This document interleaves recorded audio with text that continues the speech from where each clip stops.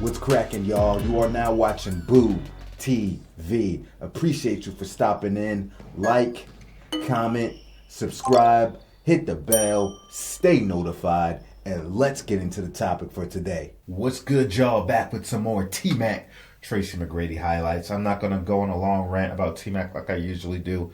You know, I'm one of those guys that I always like to put some respect on Tracy McGrady's career. Wasn't as long as it should have been, got derailed by injuries, but when he was in, somewhat healthy, when the back wasn't inhibiting him so much, he was one of the best players I've ever seen, one of the best scorers I've ever seen. T-Mac was an underrated passer and playmaker for damn sure. Average par defender, nothing special defensively. Super athletic, and could shoot the damn ball. Bump the numbers. When I tell you McGrady was playing in an era that three-point shot wasn't what it was today, McGrady was the first guy pulling up with regularity 2 to 3, 4 feet behind the line, casually with the lazy eye, not sweating and draining threes before Steph Curry. Tracy McGrady was doing that before, man. I'm sorry. 6'8", long arms, ball handling, footwork, post play, could score from literally everywhere. Isolation, double team didn't matter. So I remember when T-Mac scored 60-something points. I was in high school. I was a big man. I didn't even like Tracy McGrady growing up in Orlando. I was a Laker fan. I was a Kobe fan. T-Mac was my enemy, and I was around Magic fans all day. Couldn't stand him.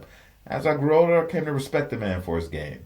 But, and even when, if I remember correctly, when T-Mac, he got those 62 points with a decent amount of time left in the game. And I remember he got really cold at some point in that fourth quarter and started missing a bunch of his shots. And I remember after the game, McGrady said his legs got tired or something like that. It took a lot out of him. But I remember that.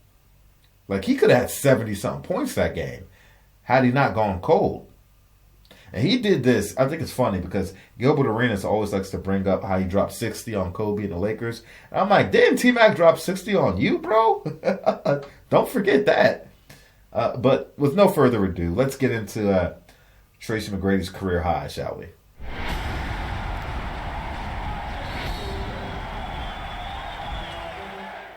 The Heat would miss shots, but they kept going to get him. Last night you had a team, Miami, that was battling for a playoff spot. And when they kicked it up defensively in the fourth quarter, the Magic could not answer. McGrady scoring for the first time. So you shouldn't have any problem. Crossover to the step back, 6'8". Switch, and Christian Laettner said, T-Mac, I cannot get out there and chase you around. Juwan Howard, look at him. Having the worst record and the next to the worst record, but it does drop off after that. McGrady is fouled by Etan Thomas. There's an outside shot. And it comes from the league's leading scorer, Tracy McGrady. And once again, Deuce Gibbons is all over it. Right now, both teams having trouble scoring points. McGrady, though, is not having too many difficulties. He now has 9 of the Magic's 17. Orlando leads by 3. Look at the scoring repertoire, man. I'm not making this stuff up. Now, he was a kill you from anywhere on the court, man. He's got 11 of the Magic's 19. Watch all the different ways he scores. Off the ball, off screens, moving without the basketball, getting in his position, in isolation, face front, back to the basket. Jeffrey's back on McGrady. Jeffrey's he bit on that head. He's like a 6'8" Kobe Bryant, man. He's T-Mac. And boy, he bought that pump fake all the way. Yeah, I knew what he wanted. I could tell. I saw the look in his eyes. He wanted a 3-ball, and it was explosive move and draws the foul. Haywood and Jeffrey put the trap on McGrady. T-Mac weaving through those blue shirts and lays it in. I thought there's no way he's going to get a shot up this side. It appeared as though the Wizards had every intention of making. T-Mac for 3. T-Mac would have been nasty in today's NBA. He would have averaged like 7 or 8 points more. Dead ass. Brady really has come to life in this period. And the shot by Arenas no good, but a foul on Bogans again. 2 defenders chasing him. He gives to Howard. Jawan's driving. Shot is good. Was not moving very well, so they brought him back out. Jawan's starting to heat up also. was doing a pretty good job on McGrady, but he gets called for holding that time. Lob this up to McGrady right in the middle of the lane. Oh, it can't be that easy. Nobody jumped. Nobody jumped. Come on. Everybody in the world knew where that was going. Everybody except Christian Leitner, who was standing shoulder to shoulder, high definition. We're looking good tonight from the TD Waterhouse Center. Beautiful picture coming your way via shot clock is down to 4. The fall-away shot. Oh, man. No space. That kind of night. No space. Well, I tell you what, it's a whole lot easier to make that shot Jeffries made from the inside when somebody grabs your arm. It toughens up when it comes from this range. McGrady firing again. Good again for 3. Uh-oh. Look out. Hold on, folks. 36 points for tmac, padding his scoring lead in the NBA. His career high, just for the record, is 41, so we'll keep an eye on Make that one, Juwan. That's big basket. Big basket. Arenas matched up with McGrady. No, T-Mac. No, T-Mac. Cut it out. Stop that. With 7 players, going to see a lot more Gilbert Arenas, David. No question about that. T-Mac for 2 again. 41 points for McGrady. And we still have 7.5 minutes to go in the third quarter. A couple of surprises that seem to make a run every year. T-Mac still knocking down threes. 44 for McGrady. I might just have to go with Kirk Spiros Golden Knights in round 1. T-Mac can get to the free throw line. Maybe if they give a chance. Bogans touches it up. Oh, no. Yeah. Keith Bogans. I remember him. T-Mac's on the... He'll drive and draw the foul from Baxter. 2 free throws coming from McGrady. That ball, fighting for position. What's up? Like that. Oh, man. Oh, boy. Unbelievable. 48 points for McGrady with still 3 minutes to go in the third quarter. Man, oh, man. A couple of screens. Mitchell Butler defending it. McGrady fires for 2. Hits nothing but the bottom of the net. Good boy. That is so nice. 22 in the quarter. 50. Back to McGrady. McGrady pulls up and shoots for 2, and he'll get to the line as Blake got him on the arm. That's what I've been wanting. There he goes. And they knocked it away, and you're absolutely right. They become like you and me. They become spectators, and I say they.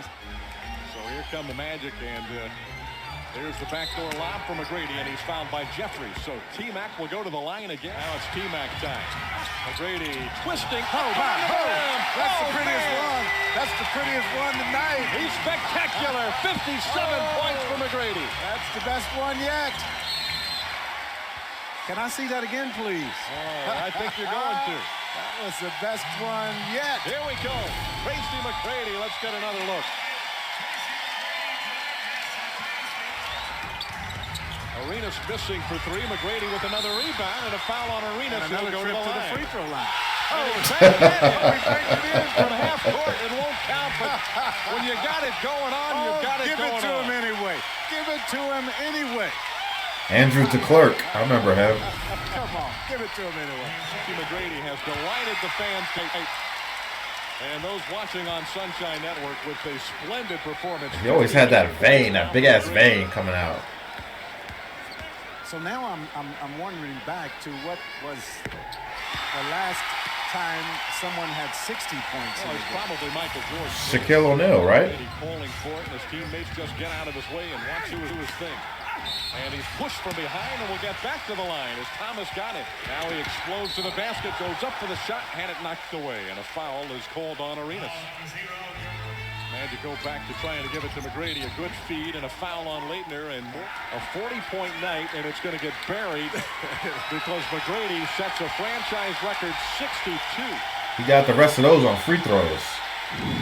Time expiring with the ball in the hands of the Magic. So I think what happened was, I remembered it differently. It wasn't that he got a 62 early, but he was missing more shots in the fourth quarter than what he was in the previous 3 quarters. So he felt like he should have had more points because he did get a little bit cold. But he got a lot of those shots at the free throw line. Let me see if I can get a breakdown of his shot distribution from quarter to quarter. So T-Mac actually had a pretty bad free throw shooting today. He shot 17 for 26 from free throw land. So think about how many more points he could have had he hit, just 6 or 7 more free throws, and shot 20 for 37 from the field overall. So yes, I was right. In the fourth quarter, Tracy McGrady shot 1 for 6 from the field. Yeah. And then he got the rest of them at the free throw line. So yeah, I was more or less on point there. Because I literally remember him saying that post-game interview, or one of the post-game interviews. Because I was like, man, this guy could have had way more points. Totally forgot about how many free throws he missed. So, had he not got that cold and hit those free throws, who knows? We might have been looking at an 80-point performance from tmac. I'm just saying. Anyway, y'all let me know what you think about it. Do you remember this game? What do you think about Tracy McGrady? Do you hold him in high regard like I do? A lot of people don't, but what can I say? This is coming from a guy that hated tmac. All right? Like, comment, subscribe, hit the bell, stay notified, and I catch you on the next one. We out, baby.